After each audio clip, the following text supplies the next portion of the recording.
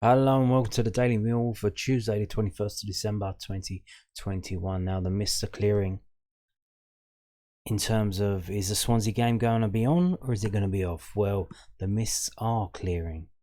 We got this statement today from Gary Rowett via the londonnewsonline.co.uk, South London Press's online website, and it says Millwall boss provides COVID-19 update on squad as he expects to be able to field a side at Swansea. Gary Rowett expects Millwall to be able to field a team at Swansea on Boxing Day. The Lions had seen last weekend's home game against Preston North End postponed after suffering a COVID-19 outbreak. The South London club had 12 players in training when they resumed yesterday. We're a mixed group at the moment, Rowett told the South London Press. That's the difficult bit. We came back yesterday after a bit of a circuit break, which is not ideal. Players did some work remotely that we can log and make sure everyone has done it. It's important people keep ticking over and doing their work, but it's not quite the same. We had about 11 train yesterday with one injured player semi-joining into a session. The challenge is always the same. If you've got someone with COVID, then some players can do a little bit of light training in their houses because they've got access to facilities, and some players are ill and can't do anything. We've got quite a few that might be out of isolation on Thursday, but we've got some still with symptoms, so that they probably won't be out of isolation on Thursday. Oof, that's cutting it close, isn't it? I think we'll be in a position to field a team at this moment in time, provided we don't get any more positive results. We've had a couple more staff positives, but you can isolate the staff. They aren't quite as important. Every day it changes. I read a little bit from one of the Premier League managers, and he said he couldn't pick his team until the day of the game and limited to what work he can do on the team. Every club is going to be in a very similar position. Over half the games were off in the Football League and Premier League. It clearly shows you football is no different to society and that cases are massively rising. Yes, we do live in a society. We've just got to crack on through as the best we can. Postponements due to COVID have seen the Swans not play since December 11. Is that helpful or harmful? Will they be a bit rusty or will they be chomping at the bit? Could go either way, couldn't it? Could go either way. The EFL issued a statement yesterday stating their intent for fixtures to continue over the festive period. It's a really difficult quandary, said Rowett. Do you lock down everyone over Christmas and New Year to limit the spread, which maybe cancels 2 or 3 games? The problem with this is then you come back and it's still around, then the games are still cancelled. The only solution is probably to try and crack on as safely as you can. We're now getting tested every day, but we've had players who have been fine on a test and 3 days later have flagged up positive. There are still some vagaries around that. You have to accept that if you have a really weakened team, then unfortunately you have to go out there and get on with it, do the best you can. One team might have a full squad and one team might have 10 players missing. It's clearly not going to be a level playing field, but at the same time we want to crack on with the season for now. It seems to be the only plausible solution indeed. But so that they're saying, what's he saying here? Let's pick out a few things. Thursday the 23rd. So we've got quite a few players that might be out of isolation on Thursday, but we've got some still with symptoms, so they probably won't be out of isolation on Thursday. So we've had about 11 train yesterday with one player semi-training in. So you must be talking about first team players.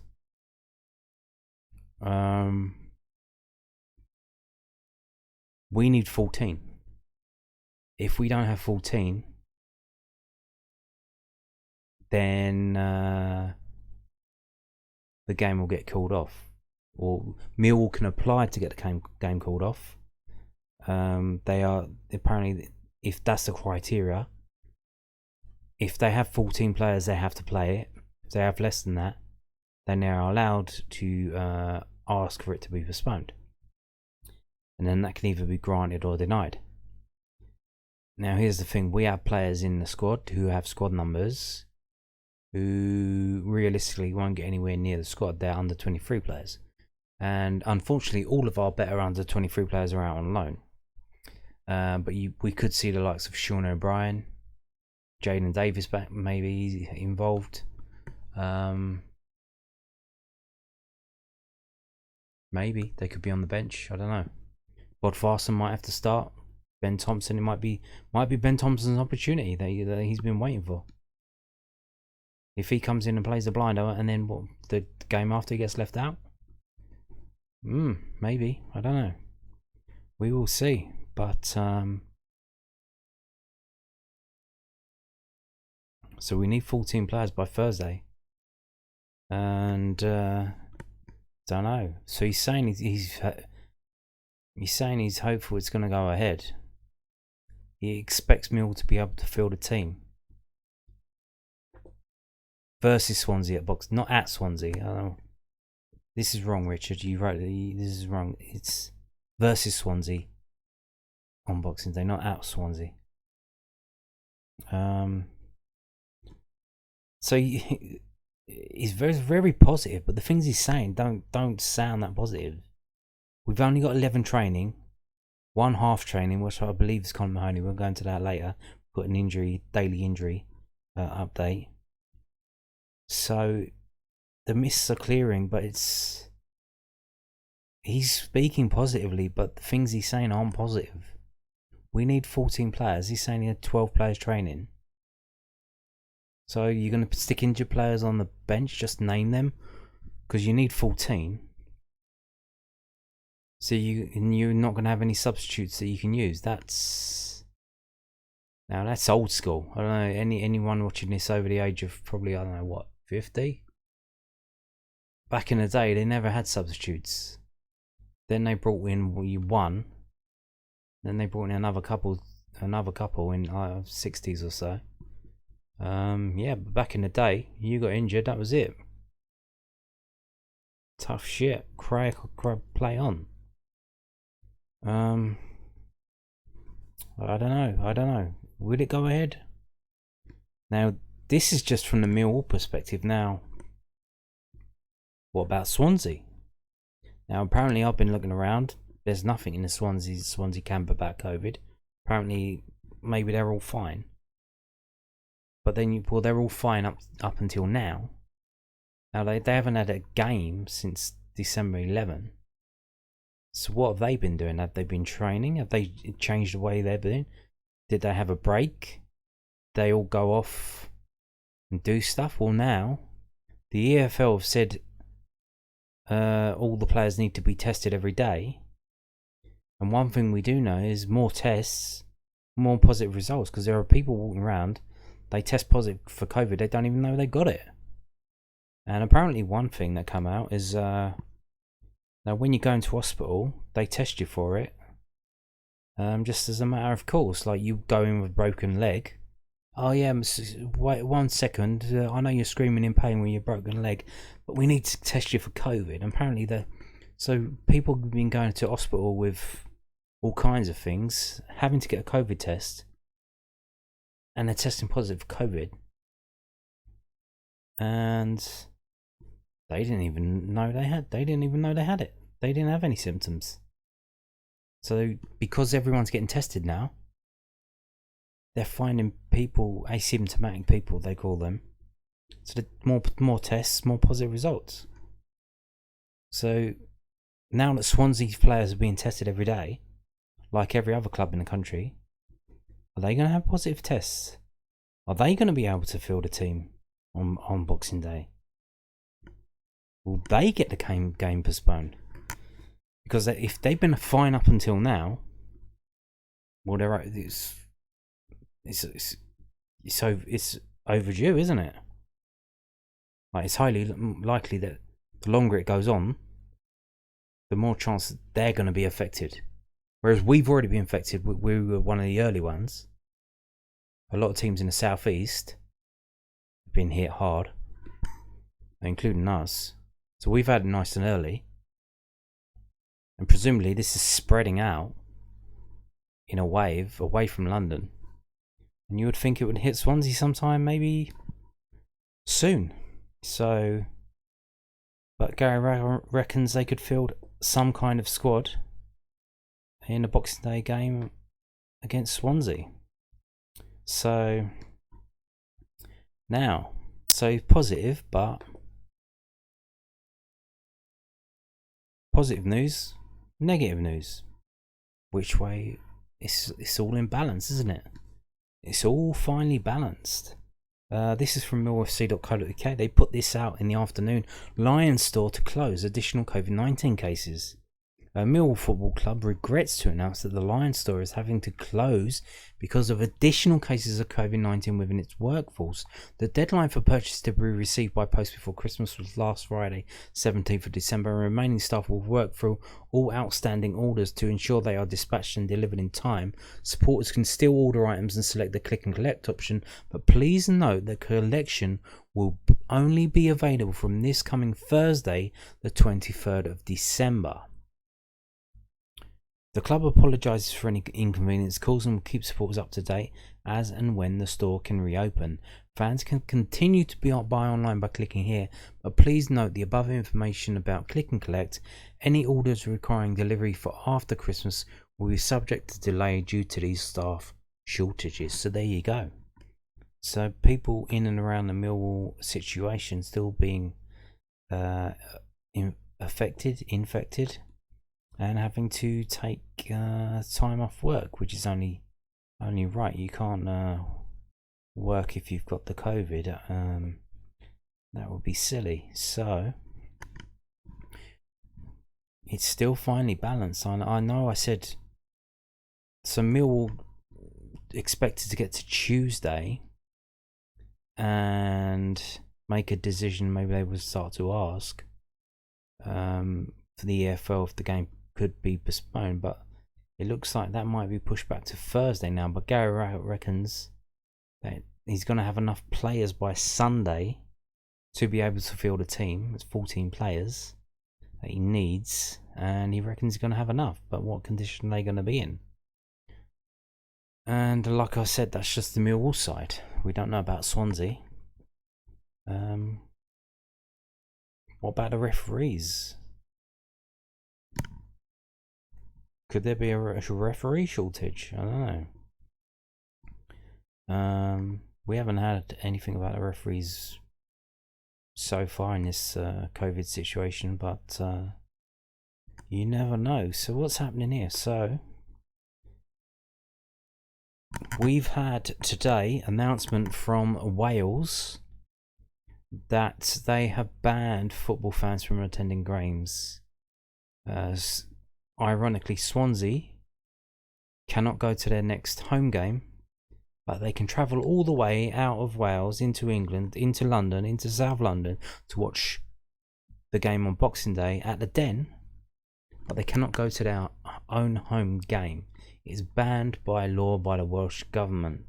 Isn't that nice? And we also heard that Nicola Sturgeon, SNP, they have restricted crowds at Scottish football as well.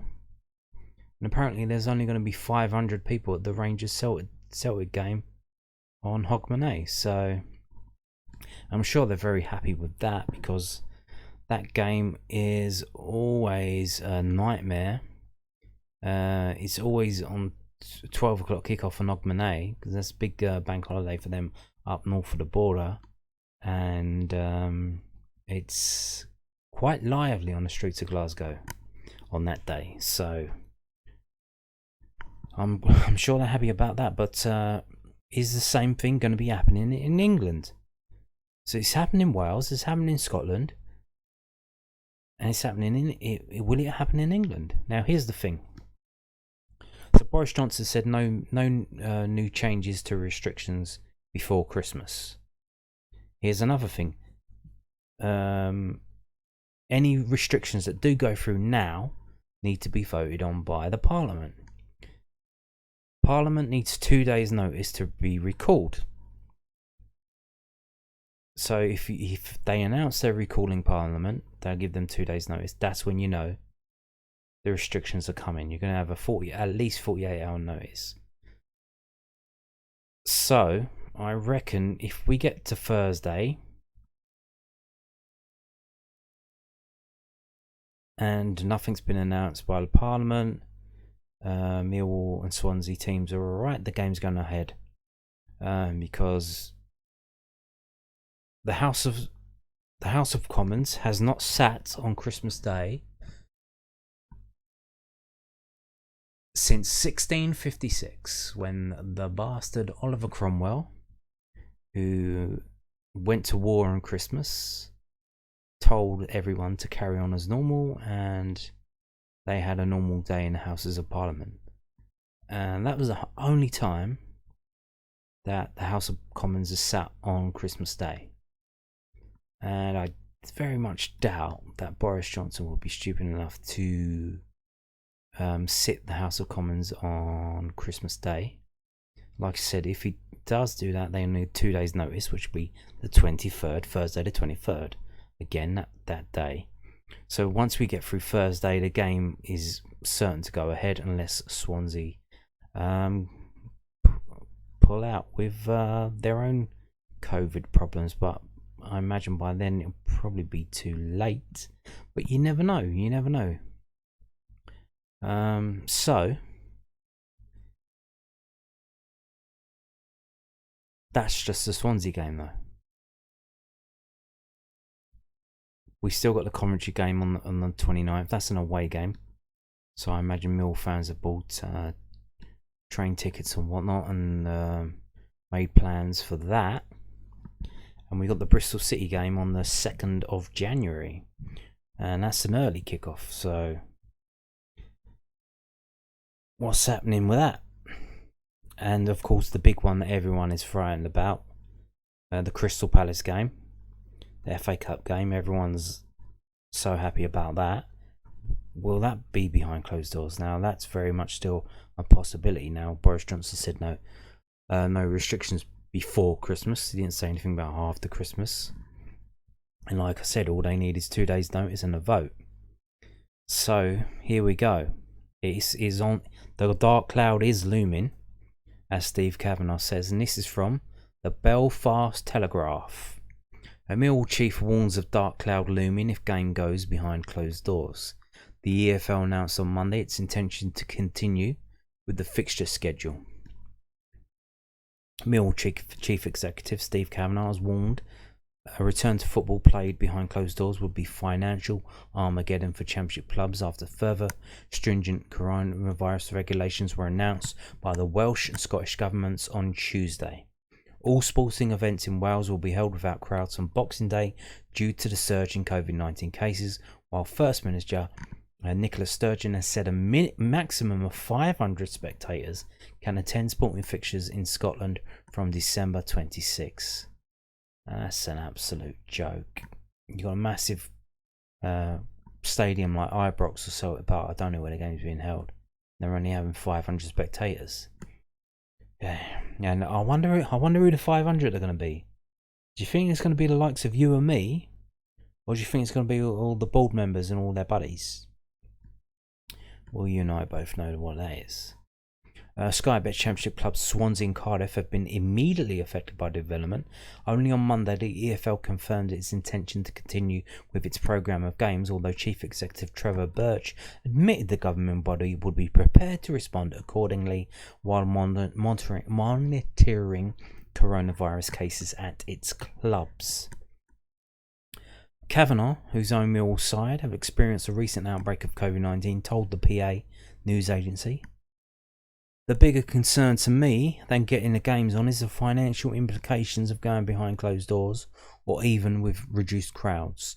That is a dark cloud that is looming for football.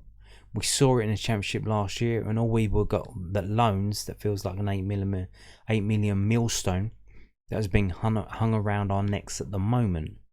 We have no financial support as other industries.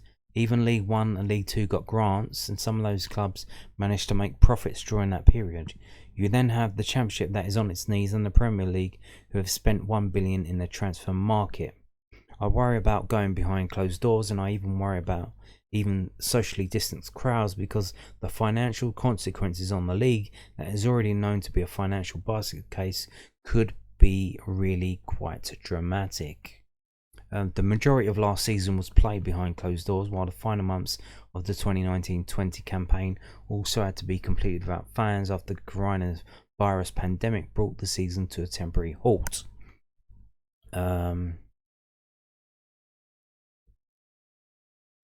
Lions chief executive Kavanagh conceded operating at reduced crowds would pose logistical and financial challenges for clubs in England, but laid bare the bleak outlook for championship teams if they were to receive no financial help from the government. Now, this is the thing now, they know something is happening, something is coming. They're all jockeying around, they're lobbying the government for money. The bars and the pubs have been saying, hey. They're saying it now, even though they're not getting closed down, because the customers have cancelled their bookings because of all that's happening. So hey, what's happening? You need to help us here. We're in trouble. And that's what Steve Kavanagh's doing here for the championship. He's lobbying them as well, saying, if you do this, you should fucking give us some money, because this is fucked up.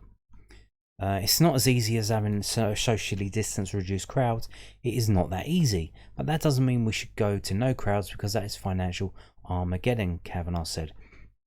Please don't leave it to the Premier League to make a decision over whether the Championship are or aren't a deserving case. It's a complex argument and someone has to make the decision and help.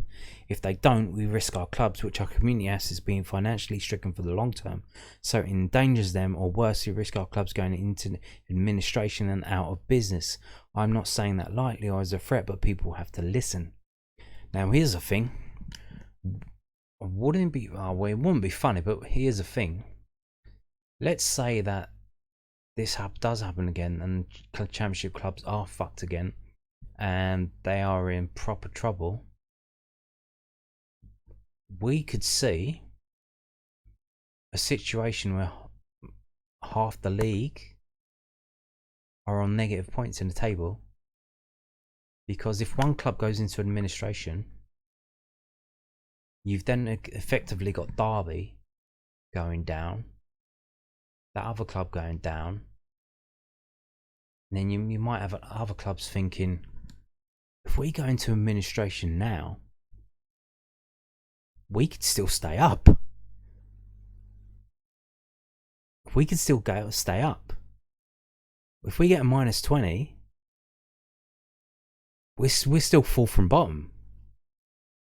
We're going to get saved, because they can't relegate us, because 6 or 7 clubs go into administration, and then you'll have that little 6 or 7 clubs. Just the result, if they all get -20, the results between them, the results that they get in the league will actually decide which of them goes down and which of them stays up. That would be like a 5-head move. Like, okay, 4D chess. Okay, let's go into administration, clear our debts, come back out of it, carry on, and yeah, it's going to be a bit shit, but if there are 3 or 4 teams that are going to do it at the same time,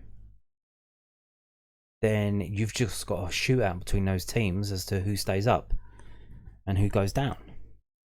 You're not just going into administration won't actually fuck you automatically, because other clubs are in the same boat, unless the EFL move it to to the season after, which would be a real kick in the bollocks, like the National League done with Dover. We have got to get through to where we are out of the goodness of the owners' arts, but all of them have been brilliant, but you can't keep relying on these people to bail out community assets. They need help in doing so. If we get into this situation, let's hope, but with that we don't.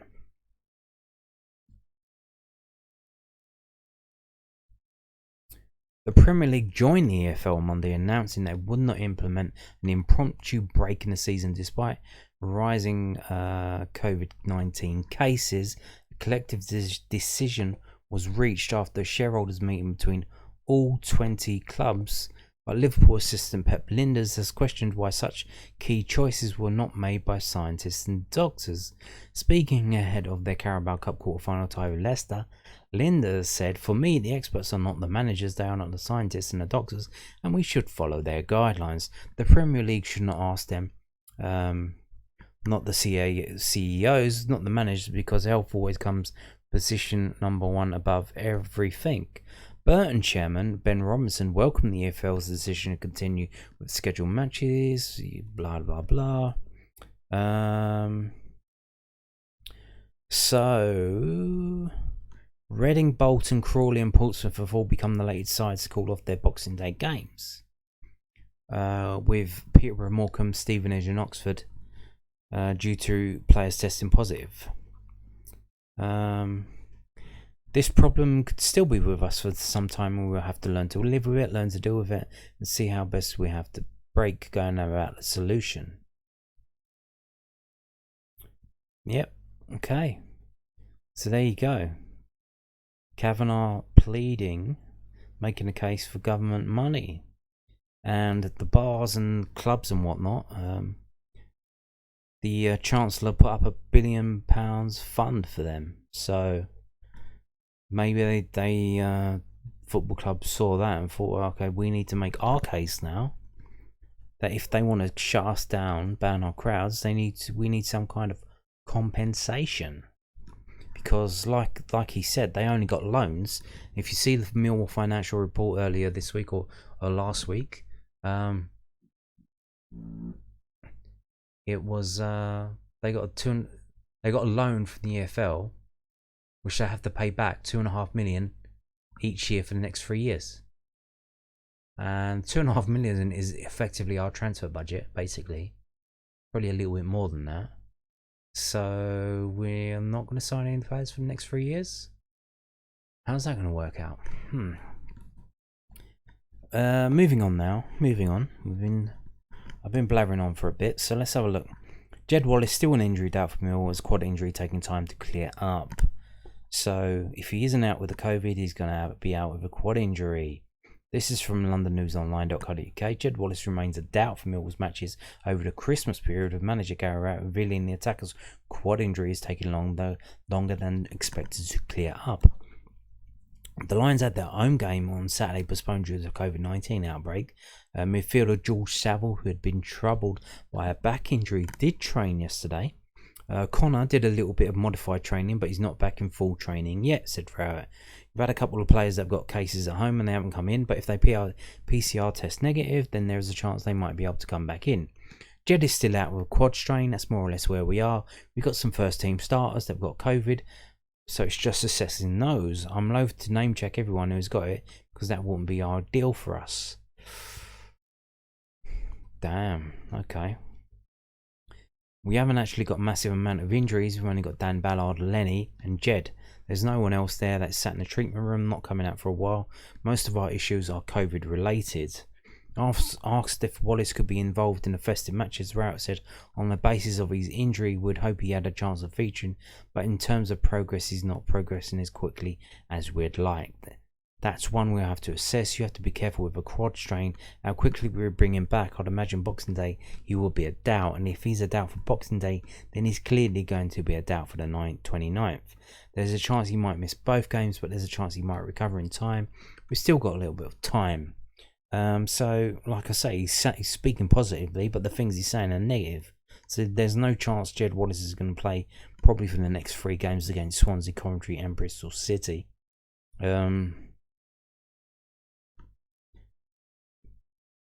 So it could be a rough Christmas for Millwall in terms of performances and results. Damn. So let's move on. Got some other news there. This is from news@den.co.uk.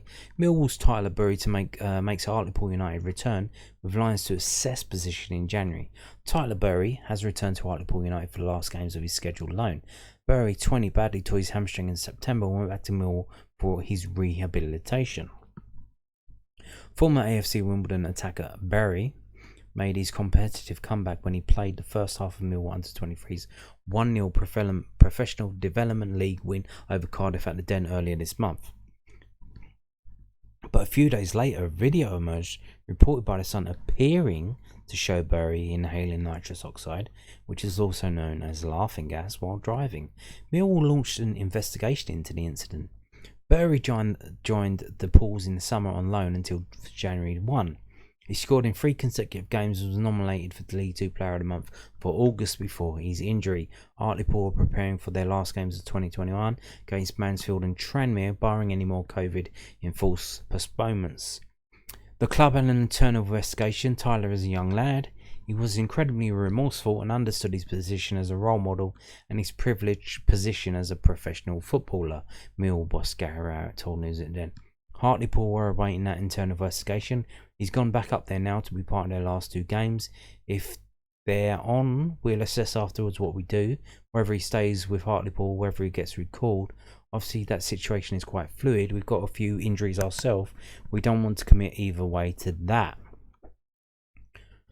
So January 1, so he could get called back on January 1 and be involved in the game at Bristol on January 2. That's quite possible, and it could be possible that Alex Mitchell gets recalled as well. Maybe all the players get on loan get recalled. Might actually need them. Could be that bad. You never know. So Tyler Burey set to go to Hartlepool for 2 games at the minimum. So we'll see. Now another player out on loan but not playing, Hayden Muller. And this is also from news at den.co.uk. So Millwall set to assess the loan situation for defender the Scottish Premiership St Johnstone in January. Millwall boss Gary Rowett set to talk to his former assistant Caleb Davidson over the immediate future of defender Hayden Muller. Muller, 19, joined the Scottish Premiership Saints on a season-long loan in the summer, but has only made 8 appearances this campaign, 7 of them starts. His last appearance was when he started in the 0-0 draw at home to St Mirren in the league on November 6. Indeed, a clean sheet. Davison led the team to an historic domestic cup double last season, but their 2-0 defeat at Motherwell at the weekend leaves them bottom of the table. Rowett was asked about Muller's situation and future at the Perth side. Hayden has had opportunities to start some games, but because St Johnstone have struggled a little bit this season, which I think was inevitable, it was always going to happen after the fantastic season last year, maybe they're just going to be a little bit more experienced in that position. Whereas I think if they were mid-table, it would be easier to play Hayden a little bit more.